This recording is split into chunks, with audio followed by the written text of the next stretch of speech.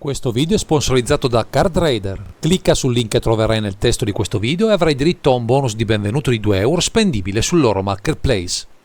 Inoltre, grazie al nuovo sponsor Fantasia Store, con il nostro codice sconto SEA5 avrai diritto al 5% di sconto per i tuoi acquisti su tutti i prodotti non scontati presenti sul loro sito. Eccoci qui, cari naviganti, per proporvi un primer dedicato a Centurion, approfittando della disponibilità di Francesco Mirizio, che aveva già collaborato con noi in passato in uno dei nostri video dedicati alle nuove leggendarie, mentre questa volta vi mostriamo un archetipo che ha raggiunto un risultato di rilievo in un torneo vero e proprio. Questa volta passiamo da un mazzo con una chiara impostazione aggro a uno votato in modo esclusivo al controllo della partita, forse per via anche del color pie a disposizione, quello di Ymir, che dà il meglio di sé in questi frangenti, viste le tech che portano in dote questi colori. Se poi persino la leggendaria capo di questa build è in grado di proporsi come uno strumento di interdizione per le giocate dell'opponente, appare chiaro lo scopo principale di questo mazzo, tutto proteso a dire no a qualsiasi mossa che il nemico tenterà invano di attuare. Questa volta vi parleremo di Ertai Resurrected.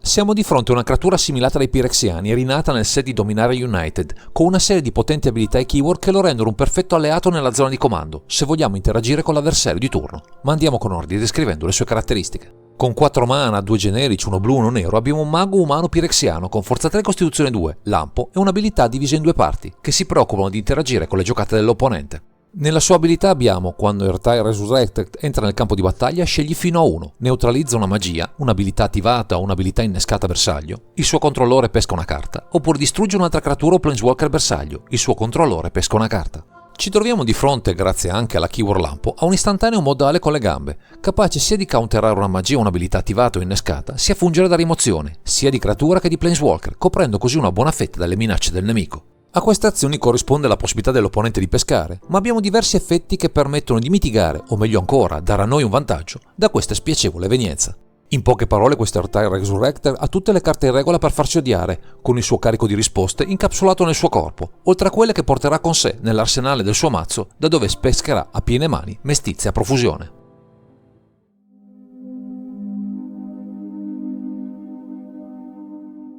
Con quello che ci offre Ertai Resurrected nella zona di comando, nei fatti una risposta versatile a quasi tutte le minacce del formato, appare naturale compensare l'unico difetto che propone la sua abilità, far pescare l'avversario, come replica la nostra cattiveria. Per mantenere alta la nomea dei Pirexiani, ma soprattutto non dare ulteriori bonus al nemico, proveremo con il Breacher, Narset Parter of Vase e Notion Thief a negargli completamente di avere accesso a nuove carte, così da spegnere ogni possibilità di rimpiazzare quel che ha appena perso. Come ulteriore tech affiancheremo un incantesimo old school, Parallax Nexus, che permetterà con i suoi Fate Counter di esiliare 5 carte dalla mano del nemico, per poi rispondere all'effetto di restituzione nel nostro upkeep, con il cast del generale, negando così la seconda parte del ruling di questa carta, per un effetto di sicuro impatto per la partita. Ma le mestizie non finiscono certo qui, visto che con Ashok, Drain Render e Opposition Agent vogliamo anche inibire i tutori accessibili al nemico, così da impedire la costruzione di combo o la ricerca di qualche risposta per ristabilire un equilibrio precario contro il nostro operato. Con l'intento di tenere il passo all'avanzare dell'avversario, ci doteremo di carte come Search of Axantha e Teferi Temporal Pilgrim per darci in mano nuove opzioni, in particolare il Viandante, a modo, con la sua abilità statica,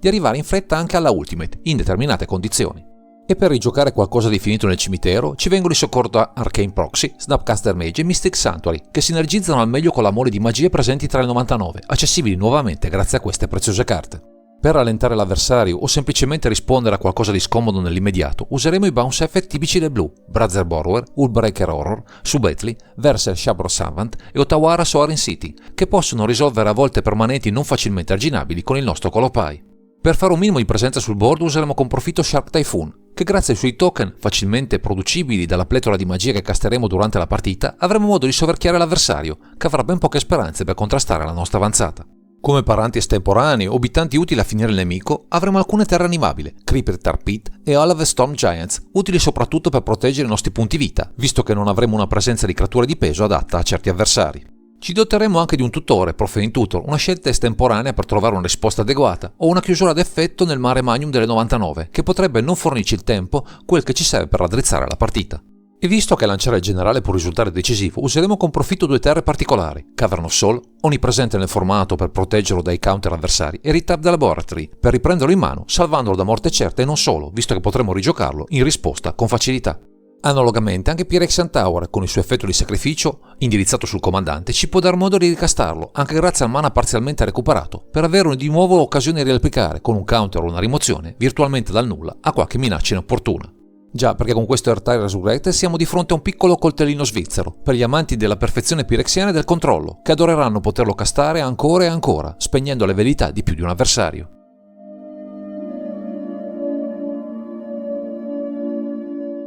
Se già avete compreso quanto sia efficace Ertyle Resurrected come interazione, immaginate grazie al colpai offerto quanto possa risultare opprimente il gameplan, come il più classico dei Draw and Go, con le restanti 99 al servizio di questa strategia. Dovremo scolpirci la mano in ogni occasione, ma i mezzi certo non ci mancheranno con Brainstorm, Gitaxian Probe, Ponder Preordain, Taint Indulgence, Taint Pact e persino Castle Vantress, pronti a manipolare la pila in cerca di risposte utili ai nostri scopi. Anche avere nuove carte, grazie a Castle Lorwyn, Jace the Mind Sculptor e Sicarian Infiltrator, non sarà poi un grosso problema, soprattutto se avremo spento nel frattempo il potenziale card advantage offerto, in modo subdolo, dal nostro comandante. Analogamente con Hostile Negotiation e Memory Delage, cercheremo di avere più carte dell'avversario, visto che l'unico modo per contrastare il nemico sarà quello di avere sempre una o più risposte adeguate alle sue giocate chiave. E vista la presenza costante di archetipi che sfruttano il cimitero, ci faranno molto comodo le tech offerte da Clean to Dust e Bojugabog, per svuotare con cura quest'area di gioco, spesso foriera di minacce difficili da rintuzzare con i mezzi convenzionali a nostra disposizione. Non possono poi mancare gli elementi di discard con Verdilion Click e le magie classiche del nero, Duress, Inquisition of Kozilek, Mind Twist e Tuxize, puntando a sfilare le carte più problematiche all'avversario, sapendo in anticipo quale potrebbe essere le sue future mosse.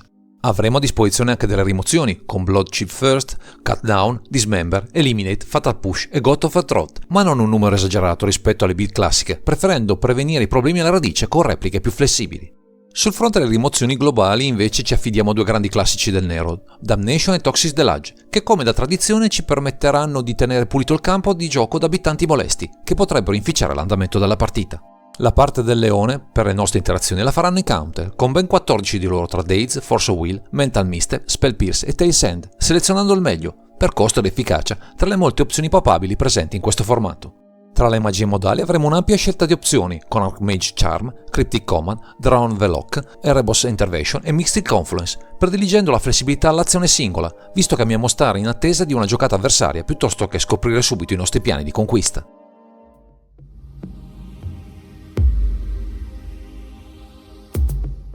Il percorso che ha portato Francesco Mirizio a costruire, praticamente da zero, una lista attorno a questo Ertyle Resurrected è stata piuttosto lunga e travagliata, dettata principalmente dalla voglia di sperimentare un control dopo una lunga militanza tra gli archetipi agro. La scelta di questo comandante, in particolare limitata al suo drawback, molto pesante per il meta odierno, a prima vista ne sconsigliava l'utilizzo e le uniche build finora erano orientate a una variante tempo poco incisiva o nel 2 comande non erano minimamente adatte al Centurion attuale.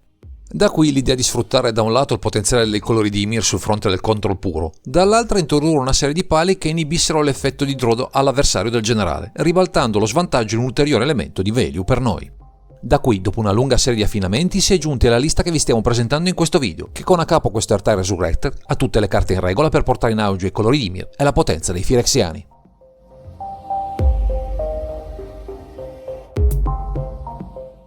Con quello che offre nella zona di comando Ertyle Resurrector, il nostro Francesco Mirizio non si è dovuto inventare nulla di nuovo, visto che aveva a disposizione un comandante che era in grado di interagire a velocità istantanea con quasi tutte le giocate nel nemico. Qui è parso naturale rispolverare lo stile draw and go tipico di un control classico, sostenuto da una pletora di counter e rimozioni, che abbondano nel collopai a disposizione, senza dimenticare il supporto degli scartini, che possono fornirci armi in più, anche verso i control avversari. Questo approccio è coadiuvato da una serie di minacce, con flash, generali in testa, che possono approfittare di un momento di debolezza del nemico per mettere in campo, protetto, qualcosa di pericoloso e di difficile soluzione, così da aprirci le porte alla vittoria senza attendere troppo tempo. Un numero elevato di terre, 40 in totale, ci sosterrà in ogni situazione, visto che avremo anche a disposizione un buon numero di peschini e cantrip utili per avere sempre mani ottimali, non confidando esclusivamente sulla reattività del generale, che comunque ha un costo di cast non certo leggero. Fondamentali saranno i pali che ci permetteranno di ribaltare il difetto insito nel comandante, permettendoci di ottenere noi delle nuove carte e non l'avversario, al suo ingresso, amplificando il divario in risorse necessario per sostenere anche una counter war altrimenti insostenibile. Un piano solo in apparenza semplice che va dosato con cura, come il più astuto degli agenti al servizio di Phyrexia, sempre pronto a servire alla causa, anche con i mezzi più perfidi e subdoli a disposizione.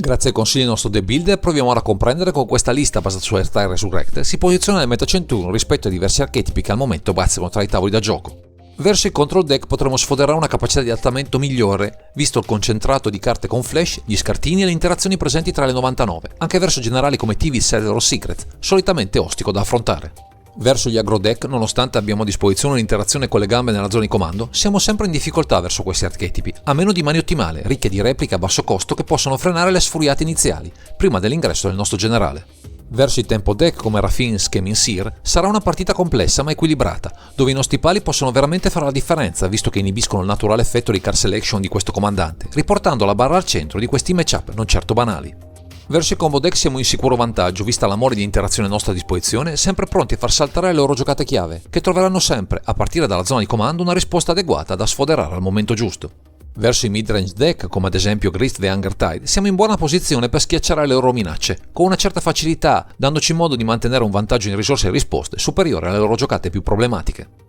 Verso mazzi che puntano all'aggressività come Light Pawns, Emperor's Voice o a combo estemporanee come Magda Brother Outlaw, abbiamo ottime chance di spuntarla, visto che ci basterà tenerli a bada nei primi turni, spegnendo il vantaggio che sono in grado di generare con i rispettivi comandanti. Discorso un pochettino diverso per Good True Salt Zealot, che dovremo affrontare con mani perfette, ricche di quelle interazioni veloci che possono spezzare la sua irruenza, altrimenti rischiamo di subire troppo la sua pressione, soprattutto se lasciamo che popoli il board in fretta con i suoi token. Bestia nera di questo archetipo resta sempre Maelstrom Wanderer, che con la sua capacità di proporre più minacce in un colpo solo metterà sicuramente in crisi il nostro piano di interazione costante, non riuscendo quasi mai ad affrontare tutti i pericoli che sarà in grado di schierare con il suo cast.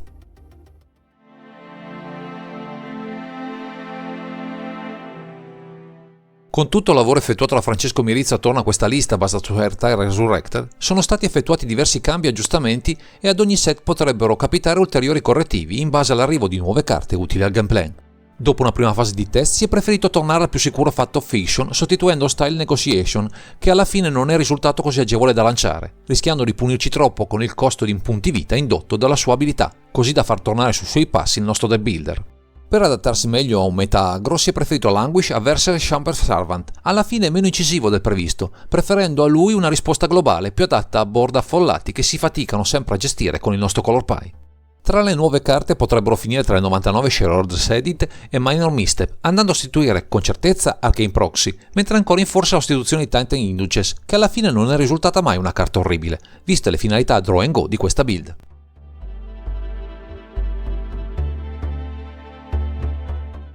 Siamo arrivati alla conclusione di questa disamina molto articolata. Ringraziamo Francesco Mirizio per aver condiviso con noi il suo percorso di avvicinamento a questa leggendaria, tanto strana quanto peculiare, per una lista insolita che ha saputo trasformare in vantaggio una pecca di questo generale. Se volete sfruttare in ottica contro i colori di Ymir e gradite partire con la certezza di un'interazione a disposizione per ogni vostra partita, questo Hearthire Resurrect potrebbe fare a caso vostro. Mettete però in conto che chi vi dovrà affrontare non vedrà mai di buon occhio la vostra presenza tra i tavoli. Per ulteriori approfondimenti o anche solo per saperne qualcosa di più su questo formato, seguite il canale su YouTube, Centurion TV. Il link è presente in fondo a questo video dove troverete matchup, guide alle build e una community sempre pronta a darvi spunti e consigli. Direi che questo è tutto per questo video, grazie per averci seguito e non dimenticate di commentare, condividere e sottoscrivere il canale per ritrovarci sempre qui su Underground Sea.